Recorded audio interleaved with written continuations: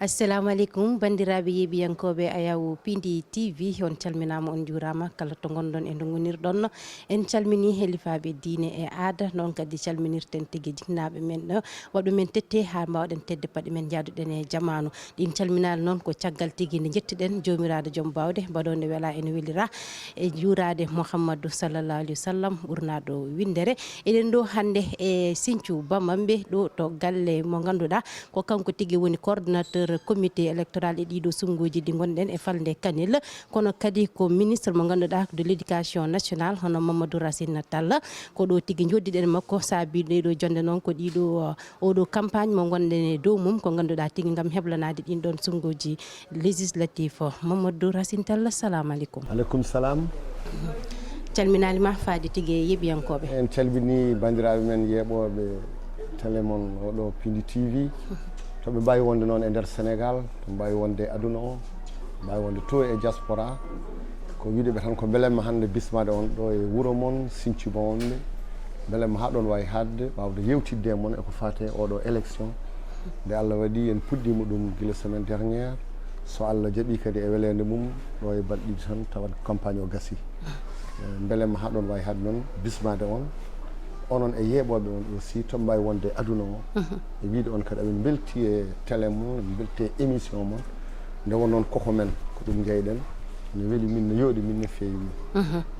ko noon tigui en kettima calminali hono ganduɗa ko kanko woni Mamadou Racine Talla en natanto tan jaɓɓal ngal ganduɗa ko kañum tigui saabi jonde men ɗo henna Mamadou Racine en jii hande e nder falde Kanel leader aji foof denti goni haɓɓere wotere hol tigui no mbaɗirɗon ha mbawɗon rendude mbaɗɗon ndeɗo ngal ɗo dental gam yadude ɗiɗo sungguji kadi dental moon beele wona tigui ullude leydi guite e ɓesguli ɗi henna. eyyi Allah jarama a jarama ko idi fof quand même eɗen calmina bandiraɓe men wonɓe to diaspora ɓenne kadi ko hen ɓe jeeya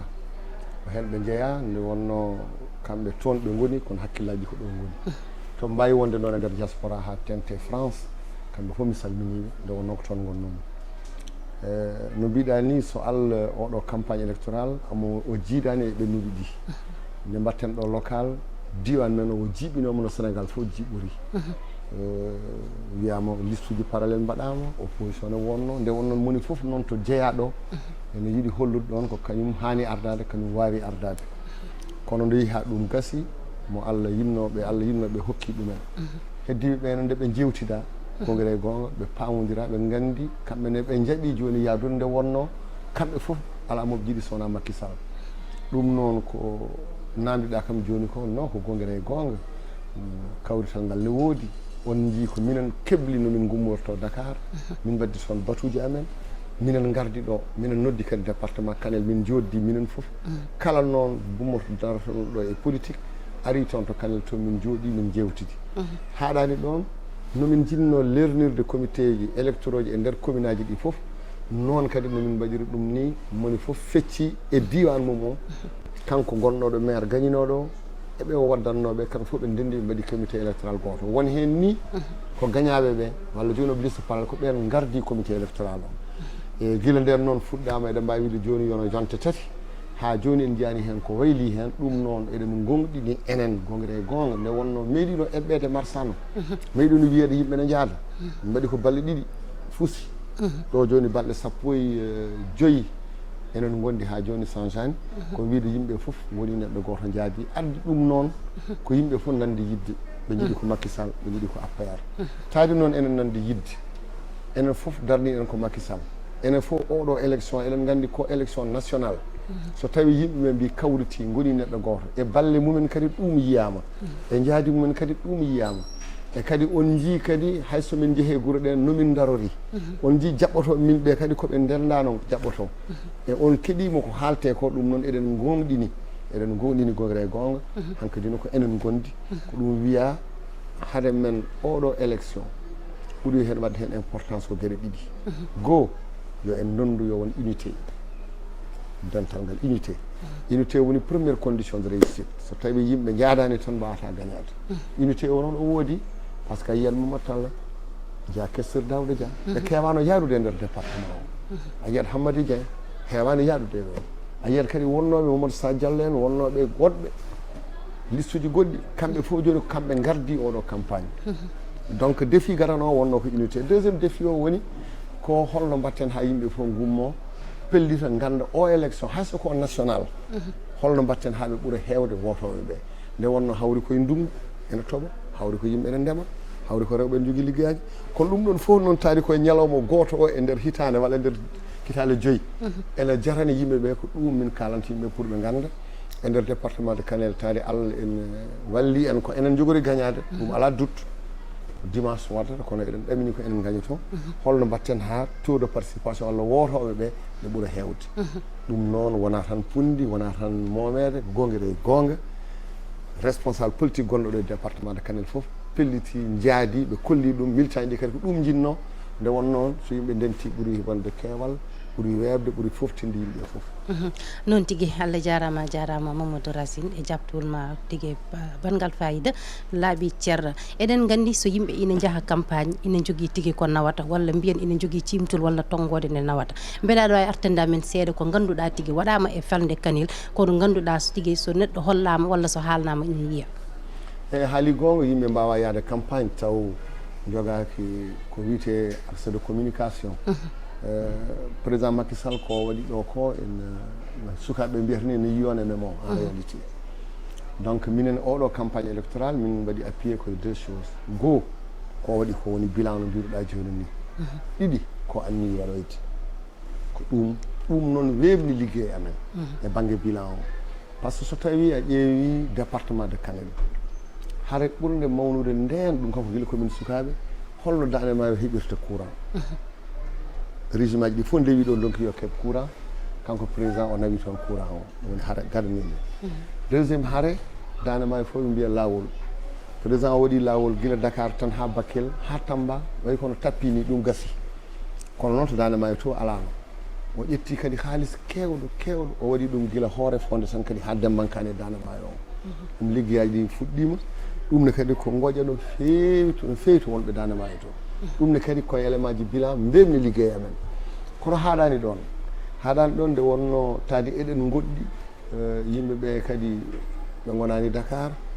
wonno ɓe jiirata régime kala gonɗo ɗo wonno ɓe jiiranno ɗum kono en jii kam kala ko waɗa joni ko wiyata équité territorial ko woni Dakar ko ɗum waɗa ɗo sa wi bourse de sécurité familiale nena Dakar kono addi ɗum ha ɗo e nder reedu Fouta enayi Sinthiou Bamɓe enayi Gurel département o foof so tawi kadi a wi ko wiyete couverture maladie universelle ɗum ne kadi ko président yaltini ɗum ne militant ji ɗi e citoyen ji ɗi foof ɗum weeli ɗumen ɗum ne kadi alano so tawi kadi ko wiyete aɗa andi sene wiye tan gratuité 0 à 5 ans hewɓe mbiyata ɗum ko haala sukaɓe jibinaɓe ɓe kono wonɓe ɗo ɓe eɗen jiiɓi ne jaahi dispensaire uji eɗen gandi nafoore mumen so tawi kadi a ƴeewi kadi ñanden nde covid o ari nde ene yiɗanno wooda ko woota to assemblée nationale pour yimɓe keeɓa hen hakke 1000 milliards gotanno nde ɗum woota kadi ɓe jii nafoore maɓɓe ɗo e nder département o yani tan timmani hay 15 jours 43 milliards o waɗe nder Sénégal galleji kewɗi nan ɗo ɓe keeɓi hen moni fof sappo e jeegom ujunere donc ballal so tawi kadi a ƴeewi guure kewɗe gonɗo ɗe eɗen jaranno e nder Sénégal nde o ari nde 24% tan eɗen mbawi wiide joguino électricité woni temedere foof nogas e nayyi wuuro tan joguino électricité hande eɗen jaare presque 60% gasani noon kono ɓeydama donc banggue ƴettuɗa foof yimɓeɓe jii changement mawɗo guila 2012 ha joni way tan kono ƴetta Sénégal mbaɗa photo en 2012 gara mbaɗa photo hande en 2022 a yiyat changement mawɗo so tawi Sénégal no woruno en 2012 ko wiyete autoroute ko tan hanno ko Diamniadio 34 kilométres hande autoroute ummo toon ne yaha Touba ɗon ganduɗa donc y a pas photo hay nden kadi alano ha Mbour ɗum waɗama ko banggueji ɗi fof kala to mbawɗa ƴettude a yiyat changement ji kewɗi banggue jangde tan nde o arata nde min garata nde men budget éducation nationale wonno ko 300 et quelques milliards hande ko 673 milliards sa ƴetti électricité ko noon sa ƴetti santé ko noon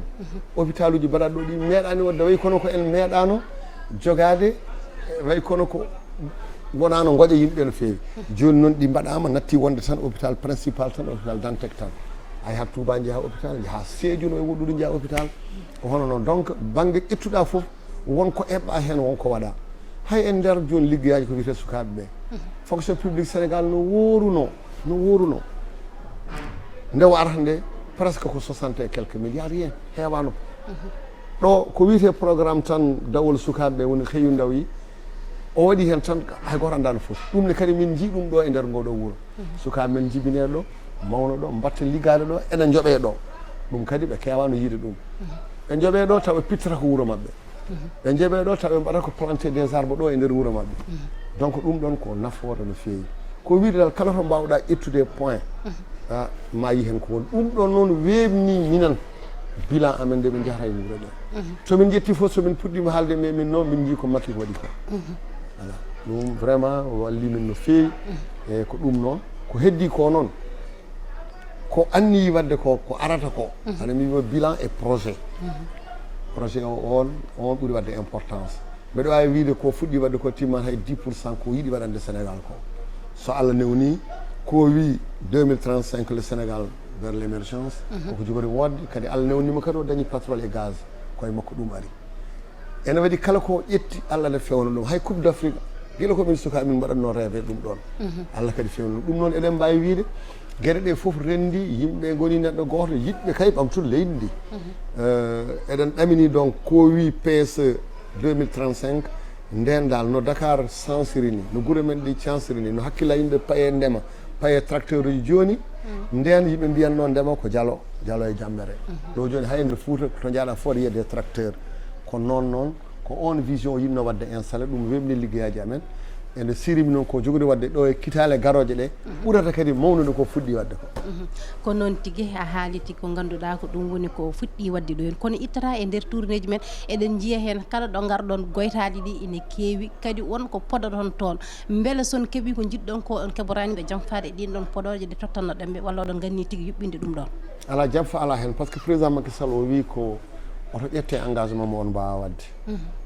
ɗum o wi oto ƴette hay engagement goto mo wodani kanko on noon o heewani haala kala nde haali ko mbaɗowo minen nene ko noon min gondiri e makko kala engagement mo jiiɗa min ƴetti ɗo hikka ma yimin mbaɗa ɗum par ce que ko ɓuuri hen heewde kam min ko fate banggam woni ɓe kewi wiide ko banggue eɓen cohli table banc table banc noon e nder Sénégal nde waɗa évolué nde min tawi komin cohli 350 000 table banc junnaji tati temedere 300 000 pawa hen kadi capanɗe 5 e goo pratiquement ɗum heewi ɗum noon min jiiɗi waɗa ɗum résorbé e nder duuɓi 5 ɗo ɗo jaaraten ɗo tan hikka sa yi min ƴetti engagement ji ɗi 100 000 table banc ne jogori arde temedere ujunere table banc hikka tan ene jogori arde ɗum waɗi kala tomin ndewi nde wonnoon koko fecca ha gasi wonnoon amin ganduno o wino min yomin ƴeew monsieur le ministre ƴeewe hol déficit jogui ɗon min mbi déficit ko table banc mi déficit ko enseignant déficit ko abri provisoire uji ɗi ɗum min mbimo o wi enseignant ino fof ɗum ɗi emin cohli 4700 hitande nde ɗo o wi ɗum noon mi hokka on 5000 o haali waɗa ɓen ƴetta table banc min kaali komin sohli o wi pendant les 5 ans o wi hikka mi fuɗɗuno on 100000 donc 100000 ɗi déjà ari heddi 200000 o wuuri kadi min mbaɗa hen après min mbatta hen donc ko engagement kala mo nanɗa min ƴetti ɗo o jogoro wadde kadi hawri kadi e banggue abri provisoire ko nanta ɗo ko woni maire uji ɗi walla kala mbawɗo wonde sukaɓe ndeysan ɓe pota nadde école hawre ɗon ɗo ngoɗo wuuro ala classe et pourtant cohorte o jooɗima au lieu sukaɓe perte maire uji ɗi ko en monsieur le maire Amel Tall ɓe gara ɓe mbiya ɗum noon amin mbaɗa abri provisoire wadde ɓe nder hen abri provisoire ɓuuri ɓe mbasa janggoyde ɗum waɗi hitande foof abri provisoire o ɗe ɓeydo o wi min ala sago mi kala ko fati abri provisoire mbiɗa yiide ɗum e Sénégal nde ɗum lelnani en 2017 min pecci ɗum e gueɗe 4 lowuji 4 hen low goto kam o gasni presque 1853 salle de classe ɗum waɗama gasi ene wonde 70 000 métres linéaire de mur par ce que aɓe namdo oɗo nana mur uji ɗi so wiyama abri provisoire noon yimɓe cikkata tan ko classe o tan ala abri provisoire ko classe o ko mur o ko toilette worɓe e rewɓe ko bureau ji aussi woni bloc administratif ko ɗum woni abri provisoire ko foof rendi on concept noon waɗi ha région mbaɗo no Sédhiou ɓen ɓuuri hewde abri provisoire e mbaɗo no Matam hawrama nak lot 2 et lot 3 fuɗɗiɓe joni ɓe kala ko woni abri provisoire e ɗin région ngaji ɗiɗi en wonde Kaffrine Gassat après kadi hitande wonde kadi min ƴeewa banggue goɗɗo ɗum noon kala ko nanɗa ɗon e haale e électrification heewano e région men waɗama lampaji heewano hay memene lampe solaire commune fof ma hokku ɗum ɗo 200 lampe solaire kesi e dow laabi tali Fouta en meeɗano yiyede ɗum joni lampaji nana hen ma ɗum kadi ɓe ɗin lampaji kadi ko garɗi kadi ha gassi wona kadi jogori arde oɗo commune hoorema min keeɓa 200 lampe goɗɗi kadi ko noon donc kala ko nanɗon toon e haale ko min kalmi walla ko Daouda Dia haali min pawi ɗum ko eko woodi et en fonction des projets du gouvernement so woodani min mbiyata ko min nani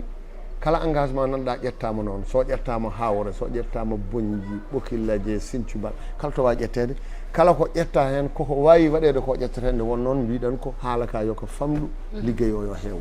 ɗon tigui wiya yo haalaka famɗu liggey o heewa en jii kadi hikka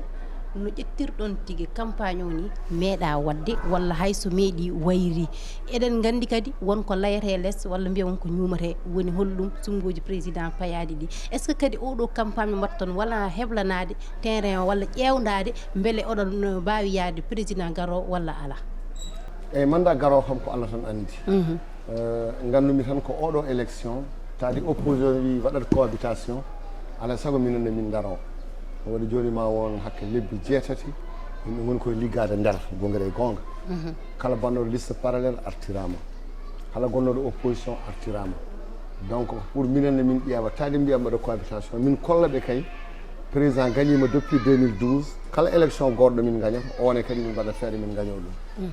min kolla opposition ha joni Sénégal yiiɗi ko président Macky Sall ha joni Sénégal yiiɗi ko oɗo coalition mawɗo bitaɗo Benno Bokk Yakaar mo ganduɗa c'est rare ɗum waɗe coalition gonɗo duuɓi ɗiɗi duuɓi tati heewano e Sénégal oɗo noon guila 2000 amon ɗo guila 2012 amon ɗo ha joni donc alay saago saɗa yaaha guerre kebloɗa ngolɗo ɗon so Allah min mbayli no mbiɗa ni wono ko nana meeting ngaji partout min mbi min jiiɗa ngol min mbaɗi ko proximité jiya toon boowal tan komin mbaɗa caravane mais hade caravane o ko liggey mawɗo woni less so tawi eɗen mbaɗɗo caravane heddiɓe hewɓe hen en liggo e nder commune aji ɗi taw yimɓe wonɓe boolɓe ɓe jiyata tan ko caravane o mais liggey gonguira e gonga o nene waɗe ɗum noon ko noon wayi ɗo noon wayi Dakar noon wayi Touba e Mbacké noon wayi également Ziguinchor ko même stratégie so tawi yimɓe fof ndewi oto banggue ene mbaɗa caravane gonguira e gonga o eɓen liggo sur la proximité ko on orientation hokka ɗum noon darde mum tan ko yomin yo ewɗo élection yo gagné maintenant so élection o gagnama ha o gasni ko président de la république andi sa haali haala mandat garoyo o eɗen ganduɗen tan o wi en ko kaale haala oɗo mandat koye oɗo mandat gonɗen o waɗi premier mandat makko ɗum ko c'était donc le premier mandat de 7 ans nde o gasi nde constitution o waylama wiyama maintenant ko 2 mandats de 5 ans min kam gandumi kam ko woni koye premier mandat makko 5 ans so tawi o gasni premier mandat makko de 5 ans élection présidentielle ko hakkude neɗɗo o e peuple o c'est la relation entre un homme et son peuple kadi élection présidentielle ko neɗɗo ƴettata décision sen yiiɗi wonde candidat walla wona jiɗmi wiidema tan ko minen Benno Bokk Yakaar minen APR minen la grande coalition majorité présidentielle minen fof komin parɓe mamin kollo opposition o ko minen goni majoritaire koɓe miijoto cohabitation ko wodata le 31 goo ɗiɗi nden so yonti gardiɗo amen o président o kanko andi so tawi amo yiiɗi namditade sénégalais ɓe so namdima minen kam komin parɓe rek APR woni tan ko derrière le président Benno Bokk Yakaar woni tan ko derrière le président mbeɗa andi kam guila constitution changea wiya ko 2 mandats de 5 ans o waɗi goto o amo nayi e goto o hen o woni so gasi noon ko arata janggo mi anda kono ko wawi wadde décide fof minen komin parɗe nde wonno min jiyani ɗo goɗɗo baɗɗo bilan mo waɗi o min jiyani ɗo kadi ardiɓe ko mbanno ko e heddiɓe kadi min jiyani taw au moment où Allah newnani eɗen keeɓi gaz et pétrole alay saago rente par ce que kala to gaz et pétrole arno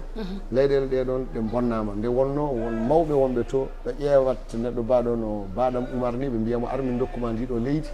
ene jaraniɓe foof ko pour contrôle leydi walla pour bonnude ɗum ɗum no Sénégal bonata Sénégal sarata kanko c'est un géologue kala ko fanno miijede pétrole o miijima ɗum noon eɗen keɗomo so élection o gasi ko haali fof ndewen hen eyi eɗen gandi koye campagne gonɗen hayso tawi wona e banggue Fouta o aɗa yiya saaha foof opposition walla mbiya lundiɓe ɓe pamɗani doole wonɗoɓe garata ko yimɓe ha heewi ndewata e mabɓe walla jaɓɓotoɓe walla bismotoɓe ɗo henna hayso tawi ko seeɗa aɗa yiya ɗum ɗo henna beele on jogaki hen kulhuli seeɗa kamɓene guila ɓe dañde doole walla koɓe ko majorité mo mbiyotono kamɓene guila janggo e jaam ɓe keɓde ɗum no min kulani ɗum kala gonɗo o pouvoir yiiɗi ko opposition kala leydi alay saago dañi opposition so ala opposition leydi ndi yata donc kamɓe koye rôle mabɓe ɓe goni c'est normal kadi aɗa andi sa woni au pouvoir pendant 10 ans alay saago yimɓe puɗɗo wooda hen mbiya min paamani walla min jiɗiran ɗum ni ɓuuri wadde importance ko majorité o ɓuuri wadde importance ko est ce que banggue diine men seerame men no potno wallirede ballama est ce que sukaɓe men no pollo heblirede wonko fuɗɗa heblede est ce que banggue santé no mbirumi joni ni safara wonko fuɗɗa waɗede hen est ce que banggue éducation wonko wayli hen ko noon ƴewata tan e min ƴeewa majorité opposition noon min kulade amin jiɗni opposition yo woot mais ko opposition woodi foof amin gandi hande ko minen gonɗo majoritaire taw ɗum noon hulɓinali min amin jiɗini opposition wooda par ce que koye nder opposition kadi keɗotata critique uji mabɓe pour mbawon waylude won hen gueɗe mais so Allah ko yiya e Sénégal ko nde élection locale o haalte noon nde yimɓe mbiyanno ko ɗo hay ko opposition jeeyi foof ɓe kaali ɓe mbi ɓe gañima te koɓe gañi ko sa ƴetti 557 commune ɗi mais fof pratiquement ko Benno jeeyi kono ɓe kaali wonnoon kamɓe ɓe jogui temps haalde ɓe ɓuuri wadde importance kamɓe ko haalde ko réseau ko communication président noon kañum ardini ko liggey jamma subaka ñalawma e kikiɗe bon ɗum noon alay saago noon kamɓe goppen ɓeɓe kaala kono enen liggoɗen min liggo pour min ƴeewa opposition gonɗo normal o heeɗe opposition mo ganduɗa yiiɗi nanude e leydi men ko meeɗani wodde ɗo leñam leñago moƴƴani leydi wiyeede ɗo o ko région Fouta o ko région Casamance moƴƴani wiyeede sukaɓe gaare mbaɗe kala ko belɗon yo jaran on maayde taw ko sabam min ɗum wona normal ɗum yooɗani fewani e wiyeede laamu justice so wini minen min jaɓata weeli préfet o weeli gouverneur o weeli ɗum metti ɗum ko komin waɗoɓe e ɗum noon alay saago so ɗum rewama noon nden laamu natti woode so laamu natti woodde sécurité natti woodde so sécurité natti woodde hay goto suusa ɗanade ni e nder galle mum ɗum waɗi alay saago hankkadi no Sénégal naɓe hewɓe puɗɗima famde ɓe paami gongre e gonga ko won yiɗɓe heɓde pouvoir aɓe mbawi rewnude ɗum d'une manière démocratique aɓe mbawi utilisde kadi ko keewi ko mataw ko modernisme o waɗi noon mais en tout cas APR Benno Bokk Yakar président hayen goto hulani minen komin parɓe quel que soit les conditions hol erago mbatta hande e ɓesgu ha tengti tigui e sukaɓe ɓi e ɗiɗo sungoji payade e erago tan ko wiide suka kañum woni espoir janggo min Allah newnino mi wonino banggue goɗɗo wonino leyɗele goɗɗe leyɗele goɗɗe ɗe ɗon kadi mbeɗa andi ko walliɓe hen ko heewi woni ko sukaɓe ma mbaɗa qualifié formation professionnelle nde Allah addimi ɗo kadi banggue formation professionnelle ko heewi eɓɓama ɗo tani hande ne wiiye 3FPT ne nanani anda partout ko nden ɗum waɗa so nen wiiya PF2E ko nden ɗum waɗa ɗo donc alay saago sukaɓeɓe ganda président mabɓe gonɗo ɗo o le gouvernement gonɗo ɗo o ene micco gonguire gonga kala ko fate sukaɓeɓe holko poɗɗen wadde par ce que eɗen gandi guila nde yiiɗi wiidama jogo leydi ndi o wi ko sukaɓe les jeunes les femmes et le monde rural taari en puɗɗima yiide ko en jiyatano en jii sukaɓe men e nder Dakar partout aɓene monte des entreprises en jii wonnoɓe Europe nene garta ne guddita entreprise aji taw koye nder leydi men dans la restauration dans les services e ɗum ɗon donc min ko noon jirunomi leyɗele goɗɗe ɗe e ɗo kadi en jii e Fouta e Casamance e Touba e partout ko sukaɓeɓe mbatti liggade nder diwan mumen o enen mbaɗa monté ko wiyete petite et moyenne entreprise donc mbiɗa wawi wiide en puɗɗima nadde en tout cas ko wiyete dans la rampe de l' émergence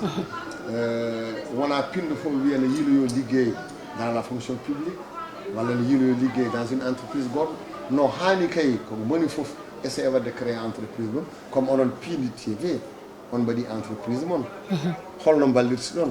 ha dañon 5 10 15 jeunes tawno liggo hen donc espoir o ne woodi ɗo e ɗum ɗon noon on initiative amona e banggue ndema amona e banggue transformation ko rema ko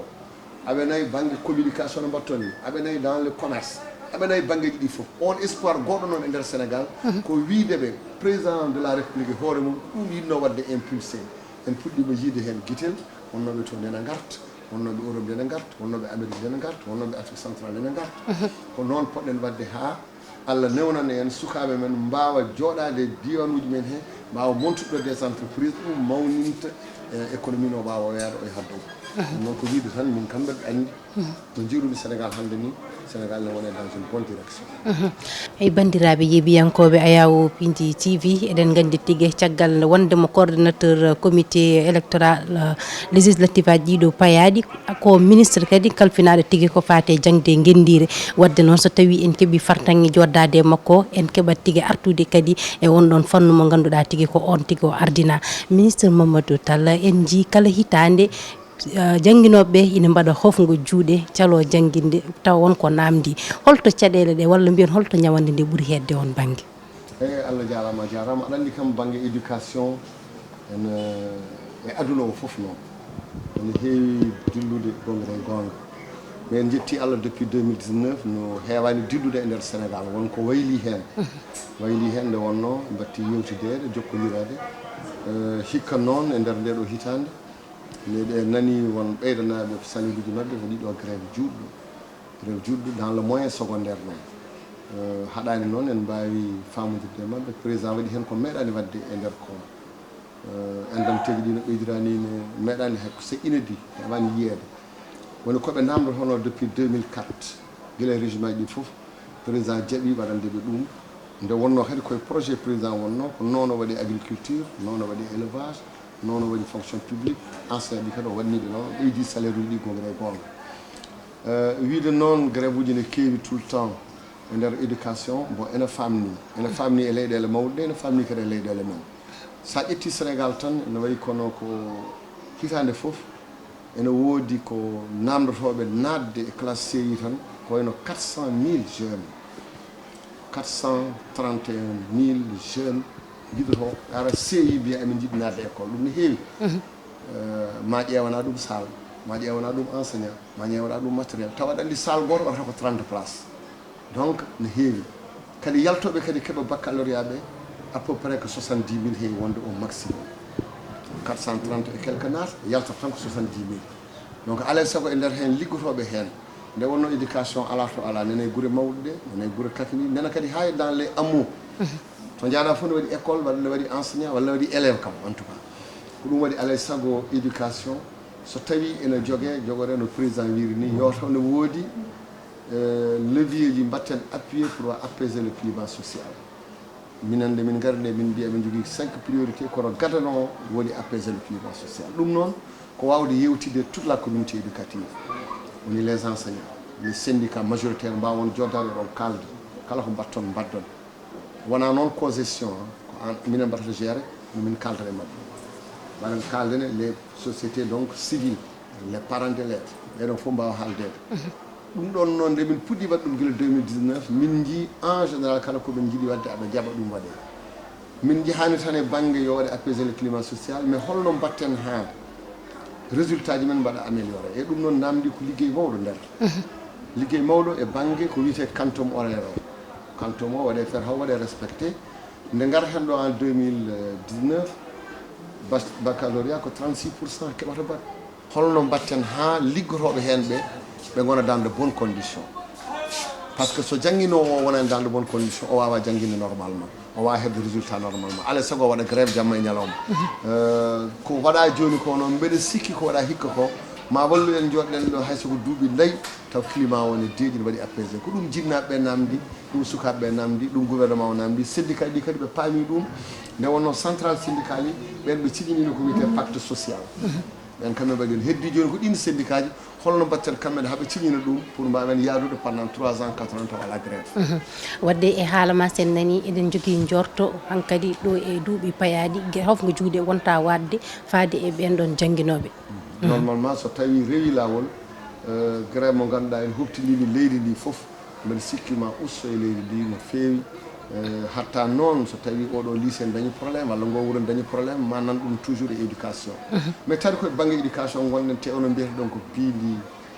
télé men piindi donc mi haalno on tan ko hay banggue ngendi banggue ɗemɗe ɗe ko heewi président kadi o waɗi ɗum installé e Sénégal joni hay leydi wotiri ɓamtaki taw ɓamti koye ɗemgal gongal yana pa hay leydi wotiri e son ƴeewi leyɗele ko wayno français ɓe janggata koye français son jeehi dans les pays arabe ɓe janggata koye arabe yonti enen nene mbatten janginde dans nos langues nationales joni noon so hanko ɗum ɗon woodani eɗen mbawi wiide keɗen leltino koye men tan tawde onon noon ko télé mon ko télé pulaar mi haala noon e nder sénégal min puɗɗima ɗum installé ma won joni duuɓi 5 jeegom lecture pour tous ene jangguine noon ɗemɗe tati ɗe woni pulaar séréer e wolof min jaññi ɗum hikka kadi min wonno tan ko région de Saint-Louis jiituji min mbaɗi ɗum joni ma won 9 régions e ɗum anduɓe banggue jangde